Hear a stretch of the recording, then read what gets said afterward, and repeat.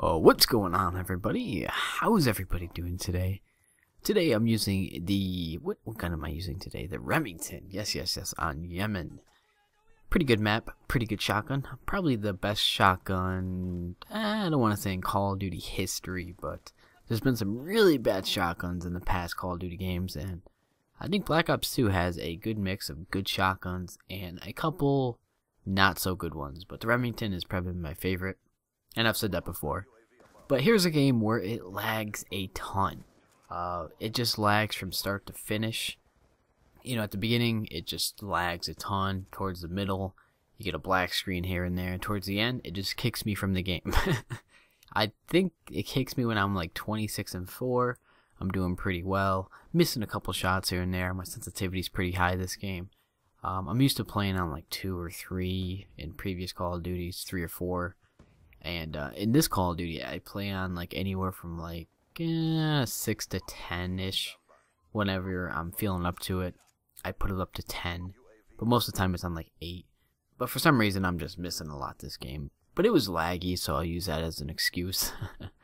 But today, you know, I want to talk about dedicated servers. Because I don't see why Call of Duty doesn't have dedicated servers.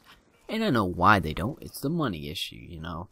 They don't want to spend the extra, I don't know, we'll say $1 million for dedicated servers for a couple of years.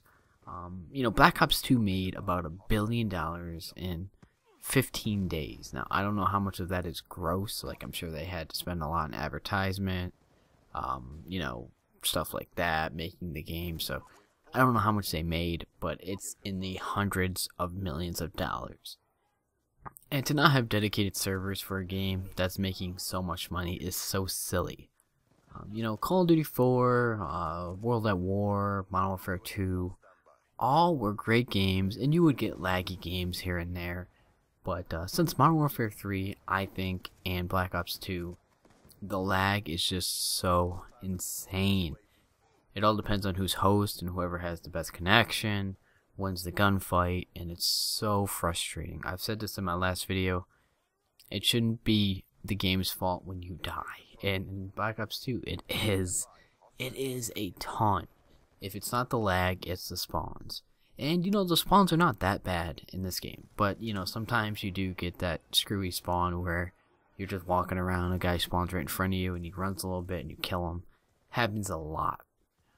Going back on the servers, if you know, a Call of Duty game had dedicated servers, which I think they should. I mean, it would cost them, like I said, I don't know how much money it would go, but they're making so much money, they could easily do it, and I would pay an extra $5-10, you know, when I buy the game, for the game to have dedicated servers, and let's say, I don't know, 10 million people bought the game. That's like $100 million they can put into making dedicated servers, and that's too much money for sure. But, you know, at least they can take some of that and make dedicated servers with it, or they can charge people for servers. I think Battlefield 3 does that. Played Battlefield 3, I thought it was an awesome game. You know, I played it for, I don't know, 4 to 5 weeks, and it was fun. At the beginning, I played it on launch, so it was a bit screwy. But, yeah, dedicated servers, if you don't know what a dedicated server is, it's just, like, think of a person that's in the game, but he's host, and he doesn't actually play. It's kind of like a spectator. It's like that 5th person on your team that's not actually there.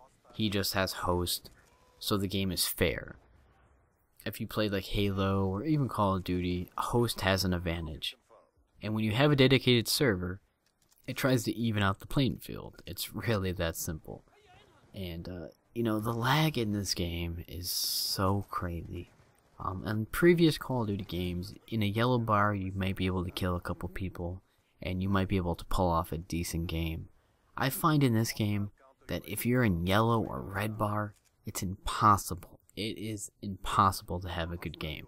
You might get lucky, you might, but it is impossible for me.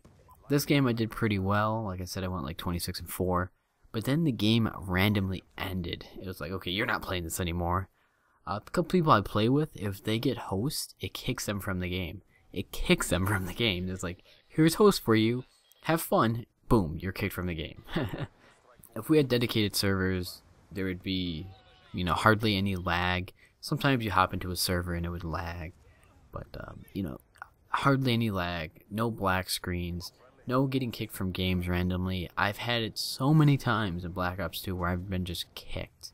You're having a good game, and all of a sudden you go black screen and the game ends, and like, it's you're the only person in the lobby. It's so strange. If I was a company that made billions of dollars each year from one game or even two games, I would give the fans what they want, or the consumers what they want. And like I said, if, you know, I would have to pay an extra $5 to $10 for dedicated servers, I would do it. Call of Duty has entertained me for a long time, and if it just had dedicated servers in the next game or even the next game, I would play the game so much more. I haven't really played Black Ops 2, and I've said that before. I haven't played it in like 2-3 weeks, and it's because of the BS you get in the game. Sometimes you do really well, and other times you can't catch a break because every time you run into somebody, they end up killing you, even though you know you got the first shot. So that's it, guys. That's all I want to talk about today. I hope you guys enjoyed the video, and like always, peace.